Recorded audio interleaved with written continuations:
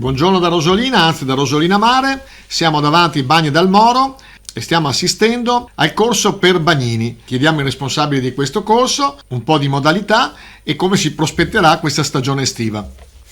Buongiorno, sono Luca Doardi, maestro di salvamento FISA, Federazione Italiana Salvamento Acquatico, e sono qua con Francesco Corradi per SNS, Società Nazionale di Salvamento Genova, Rosolina. Siamo qua a istruire i nostri ragazzi, futuri corsisti, futuri bagnini, all'attività di bagnini di salvataggio con il pattino di salvataggio, quindi stiamo insegnando a remare e a portare adeguatamente un intervento, un salvataggio con il pattino. I futuri assistenti bagnanti che stiamo formando sono circa una sessantina e andranno a lavorare poi nel nostro litorale. Noi partiamo con un territorio che si estende dai lidi di Comacchio, quindi lido di Spina, lido Estensi, i lidi ferraresi, fino ad arrivare al lido di Venezia.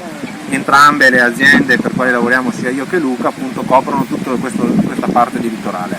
Quest'anno penso che non ci sono limitazioni rispetto all'anno scorso, quindi la stagione inizierà come di consueto, come ogni anno, quindi da metà maggio fino a metà settembre. Poi indicativamente ogni zona ha delle date diverse, però indicativamente questo è lo specchio di apertura della stagione.